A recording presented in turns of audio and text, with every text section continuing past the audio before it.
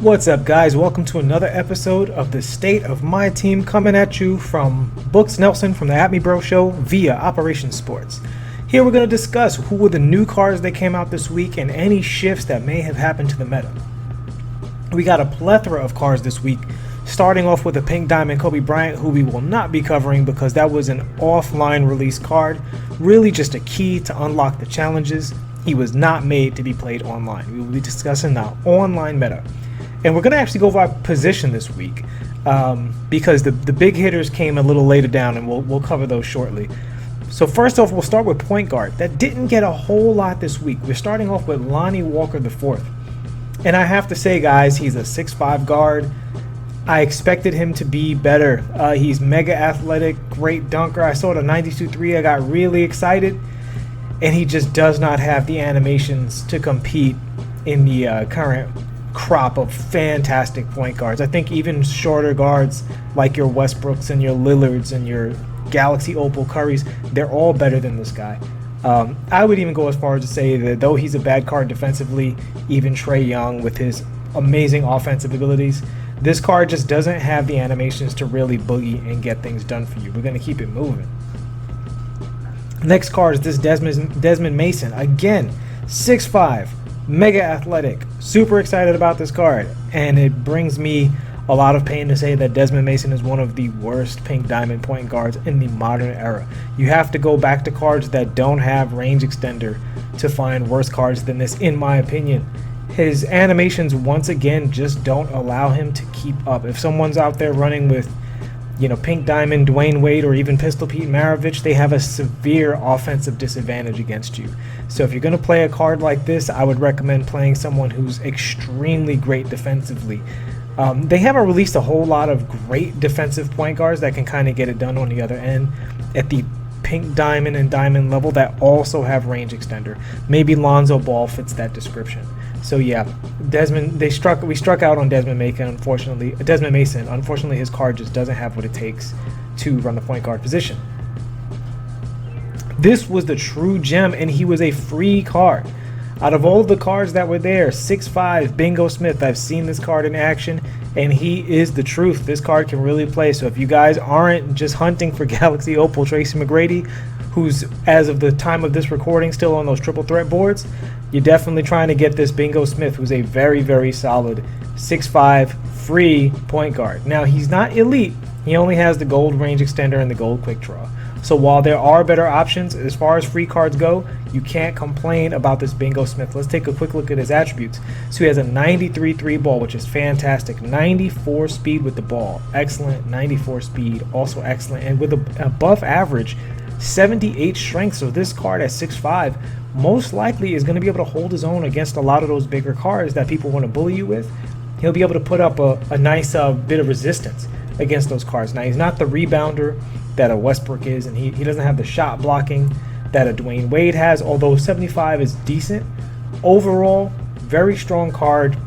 This was a nice thing to get in the triple threat boards. Although it is weird that 2K is giving us these really obscure players, because I don't know a single fan of Bingo Smith in my crew. Hey, maybe you guys are. Let me know in the comment section if you are. And it looks like Bingo Smith doesn't do crunches, so I don't know about that either. Let's keep it moving. This guy gets the award for the troll card of the week. I can't believe 2K put this guy in packs. Everybody's looking for the absolute best cards possible. And what do? They put a borderline unplayable Amethyst. We've gotten so many good Amethysts with Mo Bamba and Isaac Bonga and several other guys.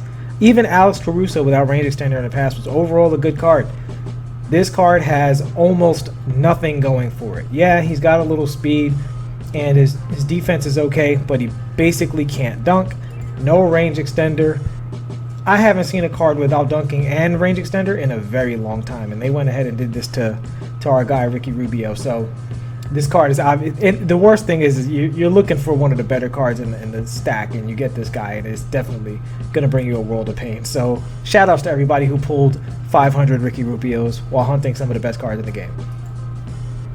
So we're not going to go to you just yet, Blake. What we are going to go to is, a lot of people think that this guy that I'm about to get to is the best point guard in the game.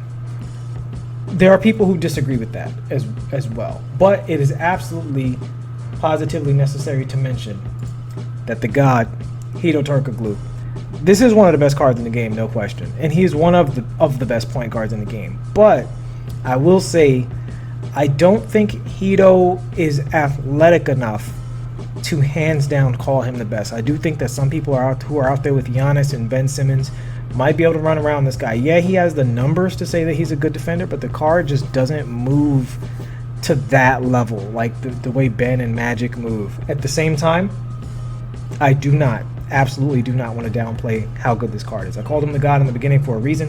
Hedo Turkoglu is one of the best 6'10 overall, just like dribbler, peekaboo, quick stop shooters in the game. He's got a 92 speed, which is good, but again, at point guard, most really good point guards have a 99 speed. You can put a shoe on him, get him up at 95, and then with a coach, basically get him up to 99, so that is a fixable thing for Hedo Turkoglu. He's got a 92 speed with ball, which is very, respectable there. And let's look at those badges. Let's spend a little more time with Hedo, because we see here he's got Hall of Fame badges basically everywhere, and the very important Hall of Fame slithery finisher, which you love to have on anybody who's finishing. And then Hedo has another great set of badges over here in the shooting category, especially that Hall of Fame quick draw, Hall of Fame range extender. So no question, Hedo is a super deadly card, deserves to be in the conversation for any elite cards in the game. But is he hands down the best point guard? I would say that depends a lot on your style. I think that depends on you personally. I think any of the elite point guards that people look to, your Magic's, Dwayne Wade, Giannis Antetokounmpo, and Ben Simmons, if somebody liked those cards better than this card, I could totally understand why it's a style thing. But he's in that group. And because of him and Bingo Smith, the point guards got a little something this week. I mean, a lot of something in the case of Hedo, but are you shelling out that MT? That's up to you guys. All right, so the next position up, we're going to talk about the 2-guard / small forward position. So Clyde Drexler, once again, he's a Galaxy Opal. He just doesn't have the animations to justify the price. He's a good card, definitely not a bad card. He's going to have some great dunk animations, and overall, he's going to be one of the best finishers in the game, especially if you're a rim runner. This guy's going to be a dream come true. So if I say the card's not perfect, it's not because he's not good, but remember, this is a Galaxy Opal. I have to grade him a little harshly because he's going to cost you guys a ton of MT, and I just don't think he has it to be in the elite conversation. That having been said, if you're a fan of Clyde Drexler, Clyde is a solid card in the game. Not amazing, but solid. I do think he's still behind the guys at the very, very top. Not you, Desmond. Brent Barry. This is actually an excellent budget point guard. I don't think he's got the animations to allow you to run your offense through him, but he is 6'7", which is an above average height at the 2-guard position. 2 guards cap out at 6'9", pretty much right now. I can't think of a 6'10" off the top of my head. I think Danny Granger, that old diamond Paul George, and another guy we're about to get to soon. So this guy, if you know Brent Barry's game, you know what he's going to do in the game. He's going to dunk very well, and he's going to shoot very well. Two things that he did awesome in real life. Unfortunately, he has an 88 speed. And guys, allow me a little personal prejudice here. At the 1 and the 2 position, I don't like to go below a 92 speed. I think there are a lot of great, affordable cards that don't put you at a speed advantage. So unless the card that you're playing with has something else that you really, really love about them, I personally don't feel like being at the advantage of chasing around much faster cards. Even though the speed differential in 2K leaves a little bit to be desired, I don't like giving up an advantage if I don't have to. That's entirely up to you guys. I'm not here to tell you what to do. I'm just here to tell you what's there. And his disadvantage, what keeps him as a diamond and as a budget baller, is that 88 speed. He just doesn't have it. Even if he was a cone and didn't have great dribbling animations, if he was faster, he could get it done because he's got that Hall of Fame quick draw, Hall of Fame range extender. So there's going to be people out there that are going to drop buckets on you with Brent Barry. You're going to come back to this video and listen to the first part and go, "Books, you lied to me." No, I didn't lie to you. This card is awesome at shooting, awesome at dunking. He's just a little bit on the slow side. Kyle Kuzma. I'm going to review Kuzma as a small forward because I really don't think at 6'9" he is equipped to play the the 4 position. It's not that there are no 6'9" cards that can play the 4, but I think the ones that are good enough to play the 4 are the ones that excel in interior defense. And he doesn't excel in interior defense. He has an 88 interior defense and he has an 85 strength. That's just not going to cut. He's 6'9". That's not going to cut it if somebody's running Bol or some of these other really, really good cards. And we talked about the meta before. I think we covered Shaq. The thing about Shaq that I think is truly a meta-altering thing is Shaq's ability to play the power forward. That's where he's really unfair. Shaq is a great center, don't get me wrong, but there are other great centers in the game that personal preference might take over. When you put him at that power forward spot, Shaq makes cards like Kyle Kuzma borderline unplayable at the 4. So you have to play him at the 3. Which brings us to our Kyle Kuzma here at the 3. Is he a bad card? I would not say he's a bad card. I've seen this card offensively. He's solid. The bottom line is the 3 position is just overflowing with talent in this game. You've got Kevin Durant, Andre Kirilenko, that new Ben Wallace card. If I mention, I don't know if I mentioned Carmelo Anthony, Pascal Siakam. There are so many great cards at this position. Unless you're a Kyle Kuzma fan, I don't know if I could justify shelling out. He doesn't do anything special enough to make you want to shell out for this card. But, you know, and he says 90 speed. Again, he's right on that borderline. I said for the 1s and 2s, but you have to think about his competition at this spot. I just think if somebody else has Kevin Durant and you have Kyle Kuzma, remember, he has that Galaxy Opal glow. So you're going to get match made against the AK-47s, against the Kevin Durants. And I don't know if you want to match up with those guys with this card. Again, I do judge you a little more harshly if you're a Galaxy Opal, because Galaxy Opals get match made against Galaxy Opals very often. And I'm not sure if he makes the cut in that regard. OG Anunoby. This is a very solid card. This is a great 3 and D card overall. Let's look at that. So he has the 90 interior defense. So you see here. So this is a diamond who's going to be much cheaper than that Galaxy Opal Kyle Kuzma. This is exactly what I'm talking about. You put him at the small forward position, and he's bringing you elite interior defense. Same with the 85 strength, but he has that elite interior defense. You got an 89 speed with the ball, which is solid, a 94-3, which is outstanding. So if you master this card's jump shot, you're definitely going to be raining down from 3. We'll look at the shooting badges here. He's got gold range extender and Hall of Fame quick draw. So again, this is another card where, especially on a budget, he can really put in a lot of work for you. So depending on where you guys can pick this card up, maybe get him on a snipe, he might be a good filler for your lineup. But I will say, he is in that same position that if you were going for that James Harden, or if you want to go for what a lot of people believe to be the Kobe coming up this week, you may not want to invest in this Anunoby card because you're already going to get a free Pascal Siakam, a free Cam Reddish, a free Brandon Ingram. And is he better than those guys? I don't know if that's up to you guys, but I don't know if I put him above those guys. So here is one of the budget gems of the week, Anthony Tolliver. So I'm going to go straight to his weakness so we can go to his strengths. He has an 84 speed. According to everything I've said in this video so far, I don't love it. And he has a 78 speed with ball. Again, I don't love it. That having been said, the card's 6'8", solid dunker, solid interior defense. He's an amethyst. He's got a 94 3-point shot. And let's scoot on over to those badges. You see here, solid on the finishing badges, although he's not rocking with slithery finisher, which absolutely terrifies me. That's one of in my opinion, the overall most important finishing badge, with a very, very close second. You can call it 1A, 1B. To contact finisher, which again he only has on gold, not Hall of Fame. It's a shame that we have to say only on gold. That should be a plus for a card, but that's where we are. We're in that part of the year already, gentlemen. However, he does have quick draw and range extender on Hall of Fame. So this is a card that's going to play solid defense, and he's going to catch and shoot for you. At the amethyst level, you can't ask for much more than that. And he does have an 83 ball handle, which means the card can speed boost. That having been said, with a 78 speed with ball and an 84 speed, similar to that Pink Diamond Kobe, I just don't think the card will be fast enough to beat people on a regular basis with those athletic attributes. He also has an 84 lateral quickness, which I don't love. So I wouldn't call this card a gem. He's just a nice little amethyst card. Although I would say I probably would prefer the free Otto Porter in the rewards market. I have to double check on that. Might get a video about that later on. Bojan Bogdanovic. So the thing about Bojan, it's the theme of the week. Not enough speed, not enough animations. That having been said, for those of you guys that only want a card to play solid defense and catch and shoot, this is a card you're only going to want to play the small forward because his interior defense is pretty bad at a 65. That's like low, basically F tier at this point in the year.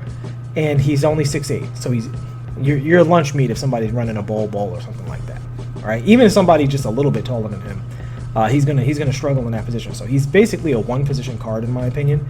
He's got an 80 driving dunk, which is solid. He's not going to get contact dunks unless you throw a shoe on him, and you've got floor general and stuff like that, which is not great. He's got an 86 speed, which is solid but not great. 80 strength, pretty good for his position. The rebounding is really bad. So again, this is a pink diamond card. There are so many strong pink diamond small forwards. This is another card that's a pass. So as you guys can see, this week was very, very high on volume, but not super high on quality as far as these cards coming out. There were a few good ones and a couple of really great monsters that we'll get to, but a lot of these cards are definitely Savior MT Central. Okay, so Luke Cunard, he's a 6'5" 2-guard. For me, personally, that's generally enough to pass. Not automatically. There are exceptions to the rule, but a 6'5" 2-guard, nobody's looking for a 6'5" 2-guard at this point in the meta. He's got an 86 speed, which is another hit. He's got a 75 driving dunk. We're going to keep it moving on Luke Cunard. There's no way in the game you can shoot that well to compensate for those weaknesses. And if you can, just go ahead and pick up that Ray Allen card if you're looking for a card that shoots and does nothing else. Okay, so before we get to, well, actually, you know what? We're going to go ahead and get to our Gems of the Week. And this is a co-ownership of the Gem of the Week spots. So the first Gem of the Week is this Diamond Tracy Mcgrady. Guys, don't let that diamond border fool you. We reviewed a lot of iffy Galaxy Opals this week, some iffy pink diamonds. This diamond card is one of the better 2-guards in the entire game. Is he as good as the pink diamond? No, because he doesn't have Hall of Fame quick draw, I believe it is. I don't remember if the pink diamond either has quick draw or range extender on Hall of Fame, but one of them is gold. I think it's the quick draw. The Galaxy Opal has the quick draw and the range extender on Hall of Fame. But honestly, that is the primary difference between these cards. You look at this 3-point rating, it's a 92, which is obviously excellent.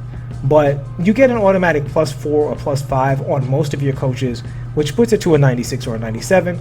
You run at him with floor general, he's already got a 99 3-point shot. The midi is almost there at a 97 or a 98 with the boost. And you see here, he's in that magical number, 92 speed. Iron Mike D'Antoni, that puts him at a 96. I don't know about putting a shoe on a diamond card, but you know what? If I was going to do it, I'd slap it on this T-Mac. And guys, I'm telling you, the shot is fantastic. He has all of T-Mac's cheesy animations. If you can snag this guy either from the locker code that came out or from the triple threat boards, even if you have a pink diamond Tracy Mcgrady, I'm not suggesting this, but I'm saying there are some people out there that are like, you know what? This card is 99% of that pink diamond Tracy Mcgrady. I'm going to give me that 150K or so MT that he's going for, and I'll just run this if I want to run a T-Mac. Now, I'm not saying to do that. I'm saying that is how good this diamond card is. I guarantee you, this diamond card is going to boogie on people in Triple Threat Online. He's going to boogie on people in MyTeam Unlimited. And there's going to be a lot of people saying, but he's only a diamond. Don't let that diamond border fool you. This is the best 2-guard overall in the game as of right now. And whether he's a Galaxy Opal, a pink diamond, or a diamond, he's worthy of a spot in most lineups and definitely worthy of a Gem of the Week. So the only thing about this card, but see, and this is why I don't knock this card, because it's his 63 strength. None of the T-Mac cards are particularly strong. So, you know, who cares about that? We look here at the finishing badges. He's got just about everything. Again, another card without Slithery, which I don't love, but T-Mac has the animations that can let you get away with it. And that gold fancy footwork, what I would say with T-Mac is hop step your little heart out, and you'll probably get away with a lot of stuff. He's got that contact finisher, the other super important badge, and he's also got the acrobat to help out with those hop steps and stuff. And here we go to the shooting badges. Look at this. Now, we already mentioned he has gold range extender and gold quick draw, but look at this. The rest of his shooting badges are basically all Hall of Fame. This card is insane. This is a diamond card. He's insane. He's got Hall of Fame ankle breaker, Hall of Fame quick first step, gold dimer, tight handles, handles for days. This guy is fantastic. And on defense, he's got gold clamps and gold intimidator and pogo stick. Guys, as a park player, I can tell you, once you have silver clamps, you're generally fine. So the difference between gold and Hall of Fame clamps is not as big as most people say. You can more tell the difference on a card that's not great at defense. Those are the cards where Hall of Fame clamps kind of makes up for it. But Tracy Mcgrady, if we'll look here at his attributes, he has a 89 lateral quickness, which I think is good enough with that gold clamps that he's not going to be a liability. He's far from a liability on defense, especially with pogo stick, his athleticism, and 6'8". So this card is absolutely fantastic. So the other card that we are looking at for the gem of the week, where are you? Where are you hiding, sir?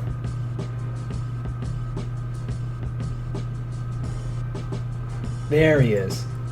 There he is. My personal favorite card that was, well, second favorite card that was released this week. The official, if I was going to give it to one gem of the week, I would have to give it to Nick Batum. The guy is running for between 6 to 8K, depending on what time of day you're looking for him, how lucky you are in those snipe filters. He's 6'9" at the 2-guard position, and he has some of the best animations in the game. He basically struck gold on every single dribble animation.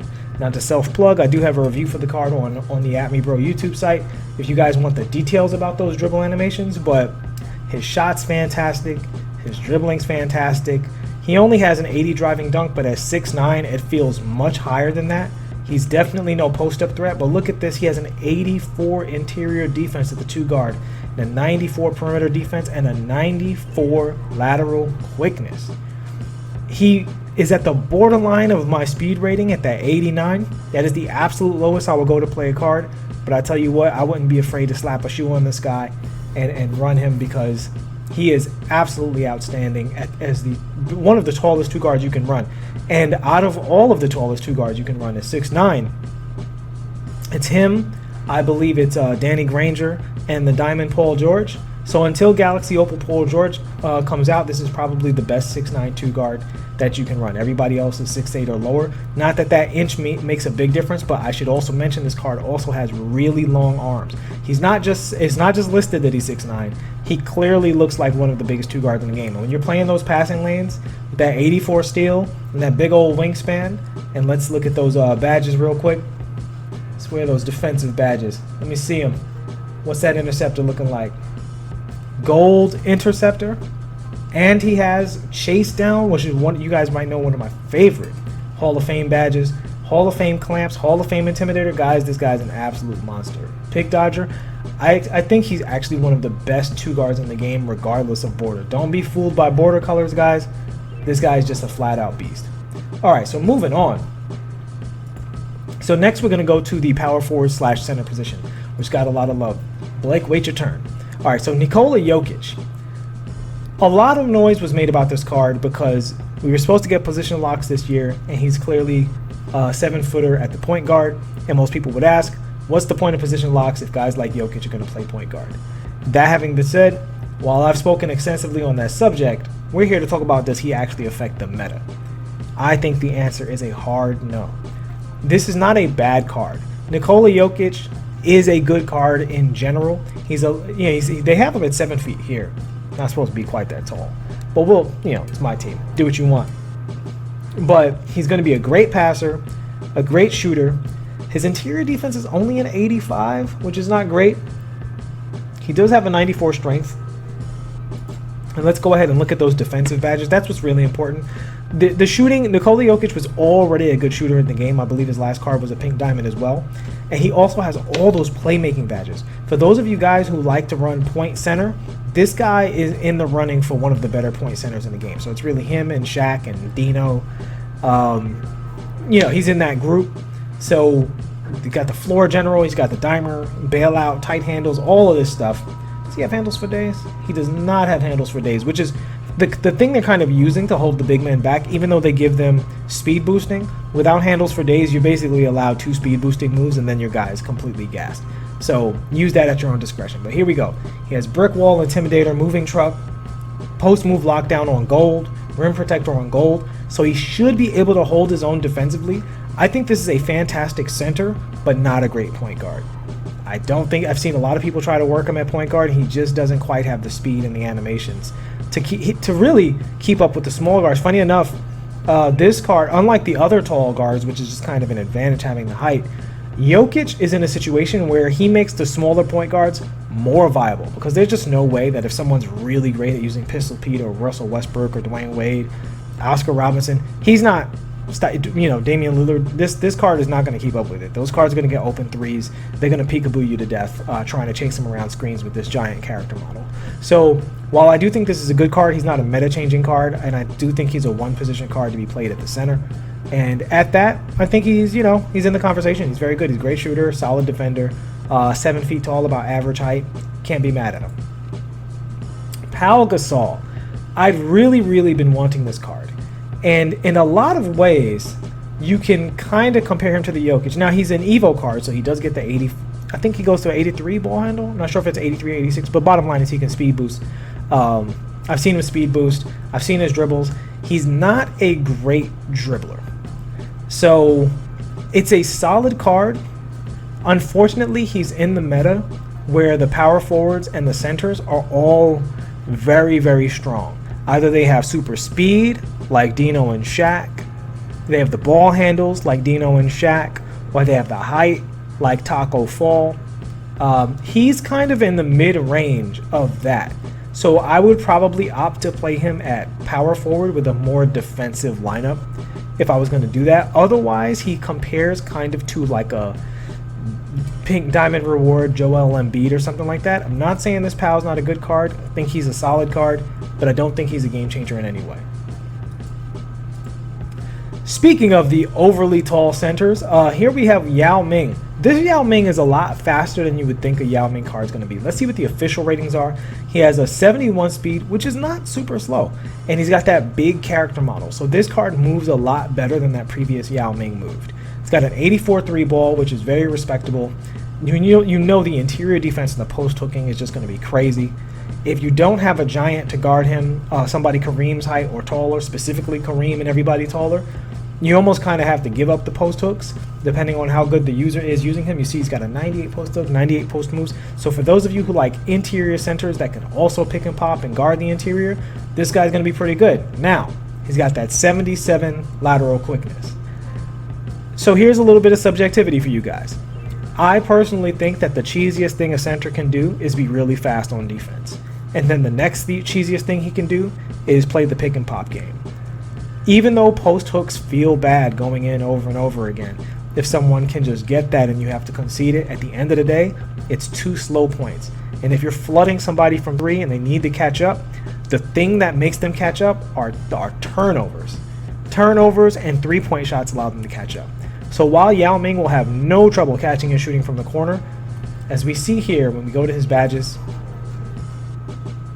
he has Hall of Fame quick draw but no range extender.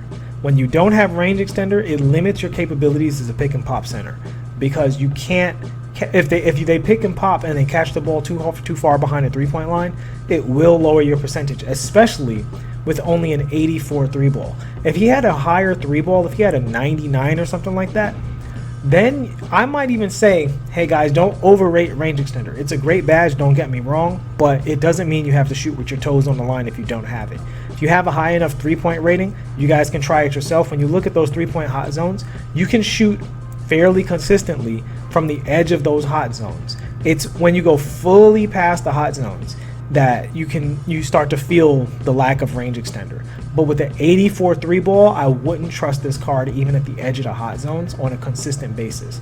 Even though he does have the pick and popper helping him out. Let's see what his pick and popper rating is. Should be in the shooting badges here.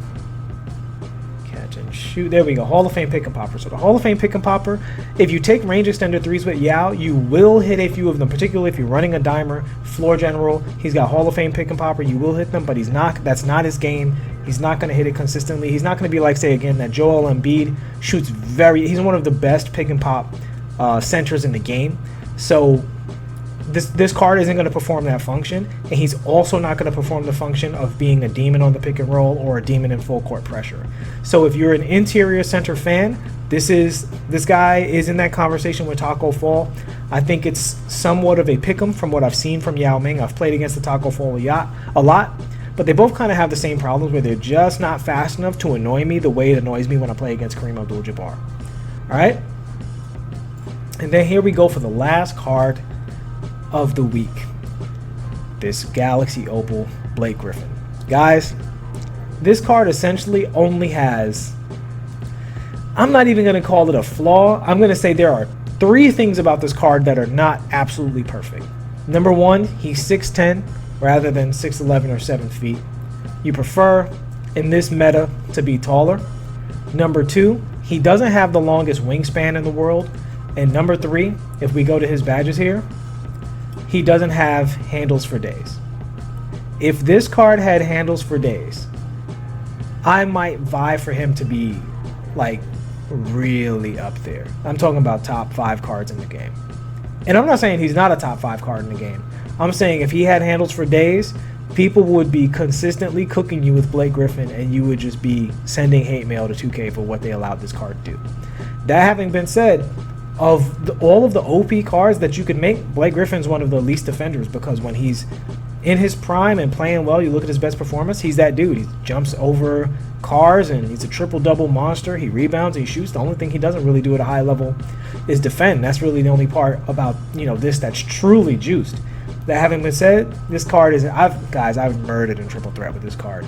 He's got so many great just dribble animations, so many great dunk animations. I find his shot really easy to green. He kind of stops at the top of his jump, so you just shoot when he stops. He's got a really, really quick shot. The only negative I would say about his shot is sometimes in 2K, when you catch the ball, you'll get a slower release, like they'll kind of gather a little bit. And cards that shoot as fast as Blake, that might, on the catch and shoot, sometimes make you shoot a bad release because you don't want to hold the button too long because of the latency of the game.